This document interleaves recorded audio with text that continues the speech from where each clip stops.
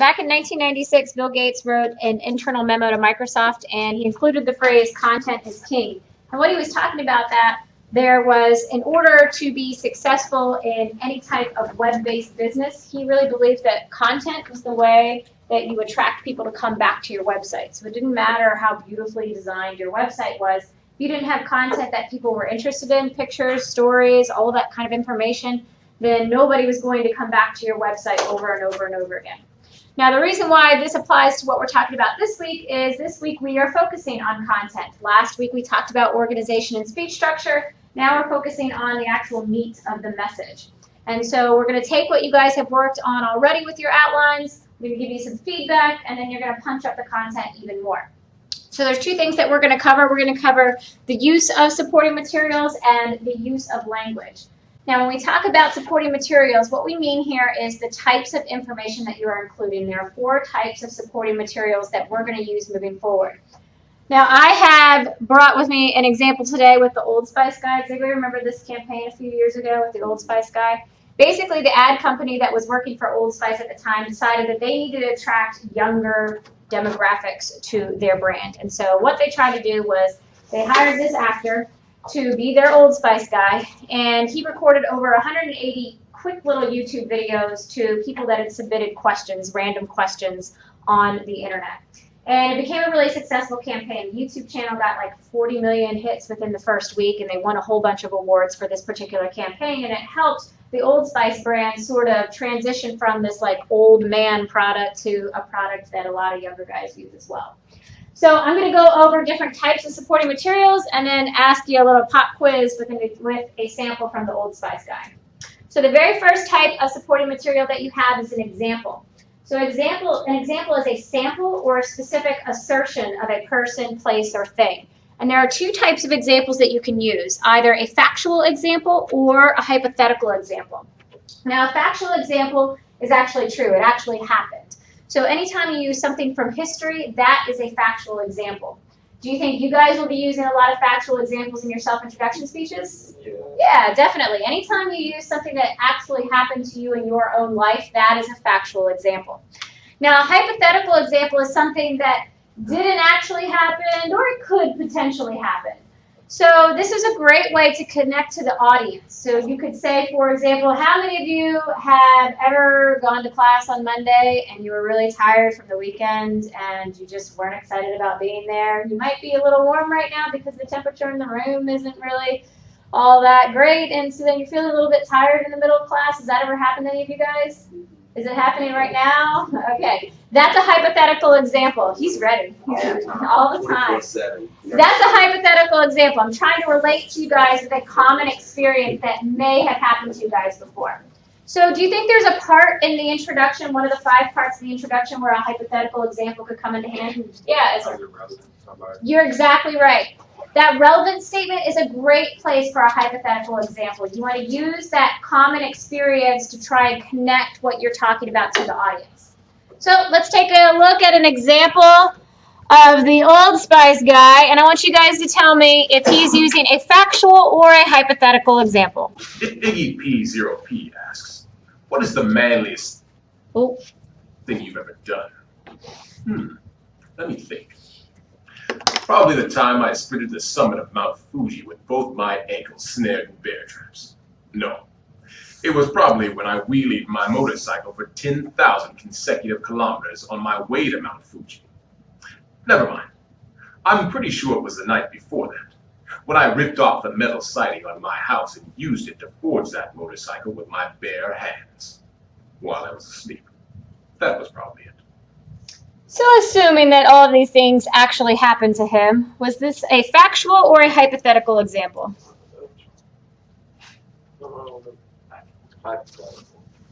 Assuming that they actually did happen, it would be factual. You're right. Now, a good rule of thumb is to have at least 1 example per main point. So this goes for all of your speeches moving forward. The next type is a comparison, and comparisons are really great for teaching people information. You basically take a new idea that the audience isn't familiar with, and you compare it to something that they do understand. And there are 2 types of comparisons, a figurative or a literal comparison. Now, a figurative comparison is when you're comparing 2 things that aren't actually alike. So we hear this with a lot of common phrases or common expressions. So have you ever heard the expression, she's as slow as molasses? Have you guys heard that before? So a person and molasses aren't exactly the same thing, right? They're two totally different things. But we're trying to connect and compare them with this idea of slowness. My friend Renee is a person that uses figurative comparisons all the time. She's one of those people that's very colorful in her language and always like amps something up to the next level of drama more than is necessary. And her stove broke last week, and she said, I cannot believe they're taking my stove away. She was like, would you take Da Vinci's brushes away from him? She was like, no, why are they taking my stove away? And I was like, okay, calm down. Your stove, your oven, and Da Vinci's brushes, not really the same thing. But she uses figurative comparisons to amp up that drama of that little story that she's telling. Now, a literal comparison is when the two things are actually alike. So if you said, an airplane weighs the same as 7 pickup trucks, that is an actual comparison. So that is a literal comparison because the size, the weight is the same. So take a look at this example and let me know, is this a figurative or a literal comparison? Perez, thank you for your kind words as well as sharing my latest Old Spice commercial with your readers. Receiving accolades from you is truly an honor. If I were to create a metaphor for blogs using mountains, your blog would be the mighty Everest, sitting on top of a skyscraper. And that skyscraper would be sitting on top of one of those rolling library ladders used to reach really, really high shelves. And atop that wildly high ladder mountain would be the mightiest of falcons, wearing an oxygen mask and flying at an impossibly high altitude. And this falcon would represent your generous and flattering comments about me. And on that falcon's head would be a top hat, because top hats are for gentlemen. Gentlemen like you, Perez, I thank you. So he was comparing Perez Hilton's blog to what? On top of a skyscraper. Yeah, the Everest with all these other really tall things on top of it. So is that a figurative or literal comparison? Figurative, you're right, because the blog and the mountain are not exactly the same thing. The next type of supporting material that you can use is expert testimony. This is anytime you use someone else's words or ideas as a way to boost your own ideas and opinions. And you can have either a direct quote or you can paraphrase that material. Now, for your two research-based speeches, the informative and persuasive speech, you're going to be paraphrasing a lot of material. You only want to use direct quotes very sparingly because when you're speaking, you're not going to memorize that whole big long paragraph of quotes. So when you use a direct quote, make sure that it's short and sweet. You know, attention getters are a great place for that. For example, when I used Bill Gates' "Content is King" quote this morning or earlier in my lecture, that would be a direct quote. But everything else, you probably want to paraphrase it and put it into your own words. In both cases, though, you want to make sure that you cite the source. So always cite the source because otherwise you're stealing that person's words. So be sure that you cite in either case. All right, with this example, tell me if it's a direct quote or if it's paraphrasing. Jason, thank you for sharing my latest work. At the end of your post, you admitted that the good people of GQ are suckers for my Old Spice commercials, and ended your remarks by saying, so sue us. Personally, I understood that your intent was to humor the reader, but unfortunately, we live in a serious world, and someone did try to sue you. Big time. Luckily, I spent the last 2 weeks defending you and arguing your case in front of countless Supreme Courts by doing over 37,000 squat thrusts consecutively. Luckily, most judges are visual learners, as the case was not only thrown out, it was stomped on, lit on fire, and immediately exploded. I'm glad things worked out, and I'm glad we've got each other's backs. Direct or paraphrase? Or both. Both. Why is it both, Marquise? Because he was like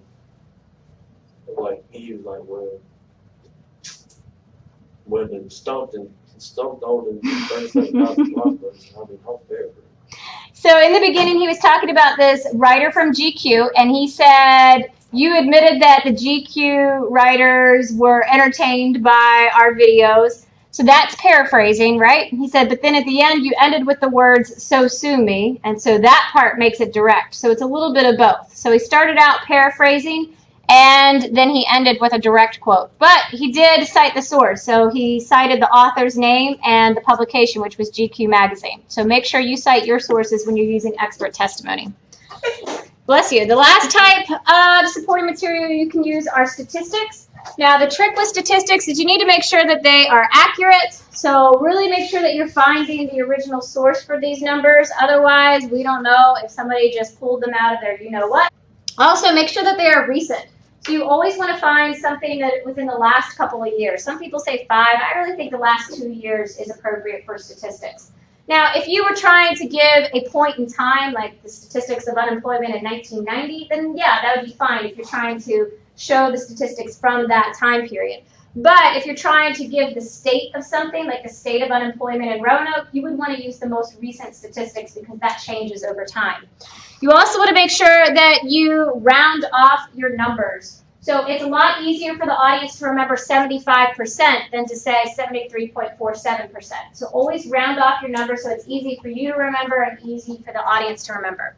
So listen for the statistics in this particular case. Ashton Kutcher tweeted, "If you don't feel better after this at Kevin Rose, I don't know what will." Thank you for your kind words, Ashton. And Kevin Rose, I do hope my words helped. According to smart scientist people, there are small hands on each of the sound vibrations from my man voice. When these sound waves enter the human ear, their active massage hands massage flu sickness from the body. And Ashton, I have another secret to restoring health, just for your 1.2 kabillion Twitter followers. When you find yourself under the weather, simply go to Africa and earn the trust of a lion pride. Then mimic the behavior of a baby lion, mainly prancing around awkwardly and chewing on the mother lion's ear and being adorable. Then nurse from the lioness mother for 6 months. This has never failed me. Please let me know if there's any other way that I can be of assistance to you or any of your 1.2 kabillion Twitter people type friends. What was our statistic? 1.2 kabillion. You got it. So he rounded off that number and to a number that you would remember, 1.2 kabillion, even though kabillion is not a real thing. There was another type of supporting material in there. Did anybody catch it? When he was talking about his voice on his little sound hands, he said smart science people said it. Yeah, so that would be expert testimony, right? And he paraphrased that and cited that source. So good catch there, Corey. So all of that is great, but we need to put all this stuff into words in order to communicate these types of supporting materials. And Joseph Conrad talks about the power of words when he said, "Give me the right word and I'll move the world." So this leads us into our use of language. When we're using our language, one of the very first things we need to be concerned about on our outlines is whether we are writing in written style or oral style. Now remember, the audience isn't reading your speech. They're what? Listening to it, right? So you need to write for the ear on your outlines. The way you write your research papers, is that the way you normally talk in a day-to-day conversation? No, it's not. So when you are working on your research papers, you are using something called written style. So written style has passive voice. It's got a lot longer sentences, few pronouns. In fact, your English instructors probably tell you not to use any pronouns in your research papers. No repetition or very little repetition. You usually use big words there. That's not the way we want to write for our outlines. We want to write in oral style for our outlines. That uses a much more active voice, a lot shorter sentences. You also have a lot of personal pronouns because you're actually talking to the audience. You use repetition. Can you think of a place in our outline or strategy we use repetition? Yes, and we put those main points in. You're right. Parallel wording, you're right. So we use that repetition to help kind of hammer in that point for the audience. And you use a lot of very familiar words in oral style. Did anybody feel like they wrote their first outline more in a written style? Anybody? A few of you? So that's one of the changes you want to make between your first draft and your second draft. You want to switch over to this oral style of writing. Now, that doesn't mean that you ignore grammar and punctuation and capitalization and all that stuff. You still got to keep all that stuff. But you want to use this oral style of writing on your outlines. Otherwise, what's going to happen is you're going to have to do some translation in your head from what's on the page to what you're actually going to say. So we want to go ahead and make it easy for ourselves by writing in this oral style. Another thing that you want to avoid when you are working on your outlines is jargon. Who knows what jargon is? Can you explain jargon to me? Like What really, is that? really technical words that only like you would kind of know. Yeah, like only certain groups of people. So jargon is a set of language that only certain groups of people know. Can you think of groups that you belong to that use jargon? Anybody got an example? Yeah, Christopher? I'm studying computer programming and there's tons of jargon. Oh, yeah. Give me like one. Um, methods. Yeah, and what is that? It means more than just like a generic method. It's like a set of code that you can use in other places, like use it as an object. Yeah, that's a great example. Corey? I work in a produce department, and if there's customers that people don't like, they call them bills. So you can say that in front of them, and they won't know what you're talking about. Like, okay, Bill. Bill? Yeah, someone.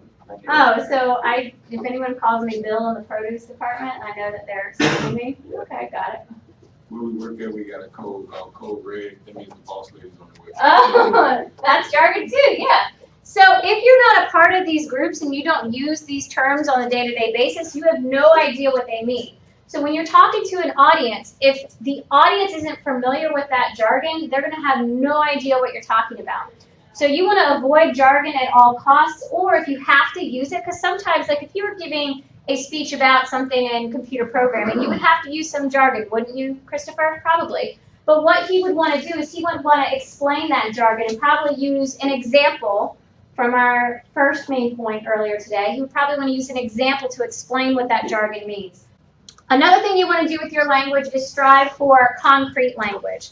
So you want to avoid abstract language and use concrete language instead. When we're talking about abstract, what does that mean?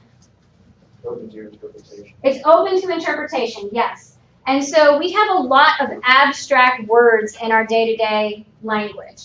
So, Anthony, what does success mean to you? It means accomplishing something, being able to achieve it. Okay. What does it mean to you, Antonio? Okay. What does it mean to you, Corey? Yes. Being, what did you say? No, what does it mean to you? What does success mean to you? Being successful. And what does that mean? Just being on top of like everybody else, like being better than everybody, pretty much. Okay. Not in that. No. Can we just go with that? That's perfect for my example. No, it doesn't. We know you meant it in the best way possible. Okay. Let's just go with that example. Sure. All right. Thank you.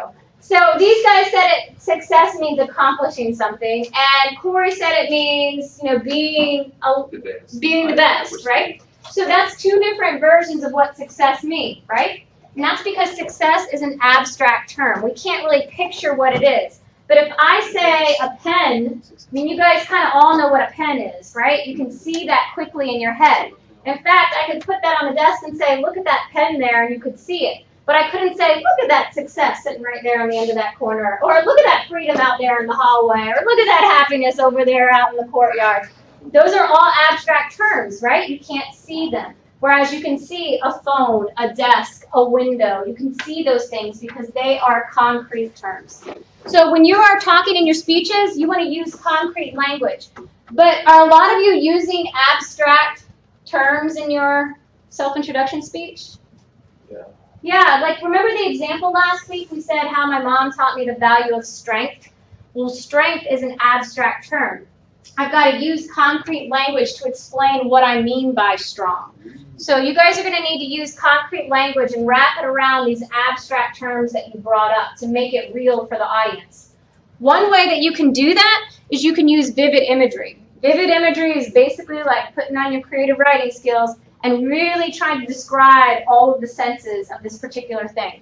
So you can obviously use visual imagery. Visual imagery is what things look like. Then you've got olfactory imagery, what things smell like. Auditory, what things sound like. Tactile is what they feel like, so is it smooth or is it rough? Gustatory is what things taste like. Thermal is the temperature of things, so is it hot or is it cold when you touch it? Kinetic is how things move. Does it move really fast or does it move really slow? And then kinesthetic is how things feel when they're moving. So have you ever had like a heavy backpack on and you walk up the stairs and like your legs burn a little bit when you're walking up the stairs? That feeling of your legs burning is that kinesthetic imagery there. Okay, so we talked about the use of supporting materials, and there are 4 types of supporting materials you can use in your speeches. Examples are a sample of a person, place, or thing, and the two types that we talked about were factual and hypothetical. Thank you. Comparisons, you compare two things, and those two types are figurative and literal. We also talked about expert testimony, and we can use that in two forms. Direct and paraphrase. And then lastly, we have statistics. Make sure that they're accurate, recent, and round those off. So we want to use a variety of supporting materials to flesh out our main points. But then we also have to be concerned about our use of our language. So we want to write for oral style, write for the ear. We want to avoid any jargon, and also turn abstract terms into concrete ones with that vivid imagery. So when you take all this stuff together, you can create a message that the audience is going to want to come back to because they understand it, they relate to it, they connect to it, they think it's funny, or they think it's useful in some way. And so if you can create content that is powerful like that, then you're going to be capitalizing on what Bill Gates was talking about when he said that content is